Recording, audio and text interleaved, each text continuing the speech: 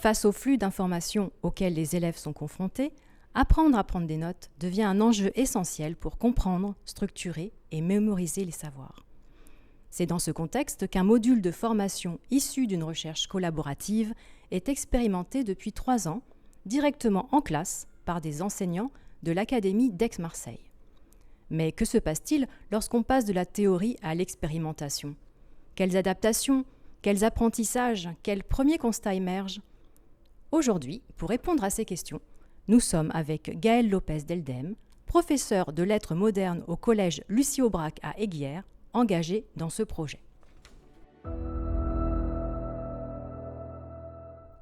Bonjour Gaël. Bonjour. Pour commencer, pourquoi avoir choisi de participer à ce projet de recherche ?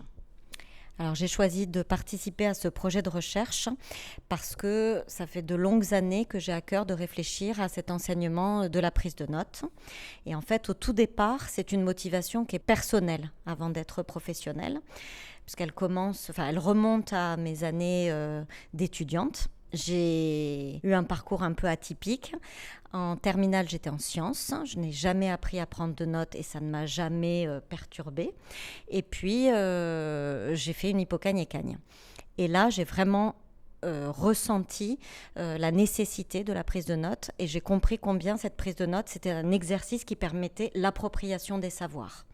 Que c'était vraiment une compétence essentielle pour traiter l'information, pour mieux la mémoriser, la hiérarchiser, la traiter, etc. Donc ça, c'était une expérience personnelle qui est devenue une expérience professionnelle. Quand je suis rentrée dans l'éducation nationale en 1996, dans nos programmes en français, on avait déjà cet aspect d'enseigner la prise de notes. Et ce n'était pas si évident parce que ce n'était pas explicitement dit. Mais pour moi, ayant ressenti cette nécessité-là, je voulais vraiment la transmettre à mes élèves. Et puis, c'est d'abord les élèves qui revenaient me voir en disant merci pour la prise de notes, merci de nous avoir appris ça parce qu'on en avait besoin. Et j'ai été surprise parce que c'était aussi bien des élèves qui venaient de voie professionnelle que de voie générale. Quels besoins aviez-vous identifiés chez vos élèves concernant la prise de notes, justement ? Alors, le problème en tant qu'enseignante, c'était le fait que on ne savait pas l'enseigner, j'avais pas le sentiment de pouvoir l'enseigner de manière explicite. Souvent, quand on réfléchit aux méthodes pour transmettre cette compétence, c'est souvent le mode déclaratif ou injonctif. Faites, simplifier les phrases, recourir au style télégraphique. Mais où il faut simplifier les phrases, mais comment ? Comment les entraîner, voilà. Et ça a été vraiment la base de cette réflexion qu'on a menée grâce à Marie-Laure Barbier. Et donc les besoins de mes élèves, c'était donner du sens à comment on source l'information. Parce que dans notre monde notamment numérique, je crois aujourd'hui, c'est la base de tout. Et c'est aussi le début de l'esprit critique. Vérifier la fiabilité de ces sources, mais à condition de prendre en compte ces sources-là. Donc, coder les sources, comment leur faire intégrer presque ça devienne un rituel de tout de suite sourcer son information, coder les mots. Bon, ça, c'était la partie peut-être plus facile parce que ça m'était plus familier, les abréviations, même si avec Marie-Laure Barbier, c'est devenu toute une réflexion sur la charpente orthographique. Comment leur apprendre pas seulement à simplifier les phrases, mais à reconnaître les mots-clés. Et ça, au-delà de la prise de notes, dans tout énoncé, dans toute consigne, c'est devenu problématique de leur dire souligner les mots-clés. Mais ils ne vont pas les reconnaître. Ils vont tout vous stabiloter, tout vous souligner. Et c'est pas si évident que ça. Donc là, pareil, comment, à travers notre réflexion avec Marie-Laure Barbier, on a vu qu'il y avait des mots outils, des mots pleins et des mots-clés.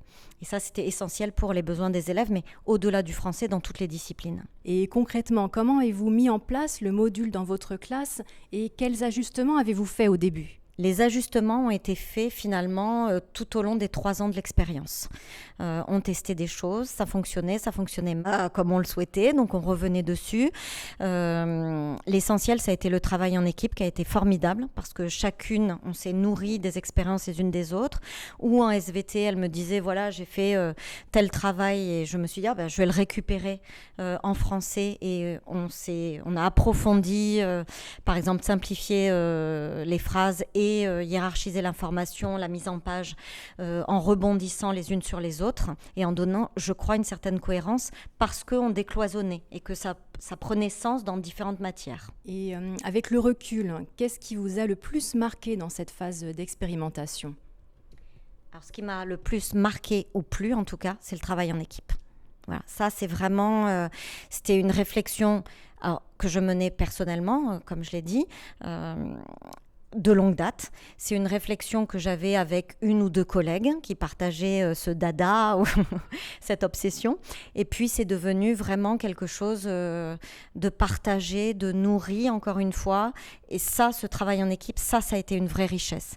Après, ce qui m'a plu, c'est cette réflexion qui a abouti à des cours partagés, à des ressources qu'on a mis en ligne, à des formations, puisque je suis formatrice par ailleurs, qui ont pu être dispensées à des collègues ou à des professeurs formateurs eux aussi via le dispositif Panorama. Et pour finir, qu'est-ce que cette expérience vous apporte dans votre pratique aujourd'hui ? Et que diriez-vous à un collègue qui hésite à se lancer dans un projet de recherche collaborative ? Mais il faut faire confiance. Il faut faire confiance à la chercheuse qui va vous entourer de bienveillance, de ressources, qui va quelquefois, comment je pourrais dire, confirmer des intuitions que vous aviez, mais va les mettre en place de manière plus claire, plus stratégique. On prend le temps, et prendre le temps, faire un pas de côté, réfléchir un peu plus à ses pratiques, en se donnant, encore une fois, ce temps, c'est précieux.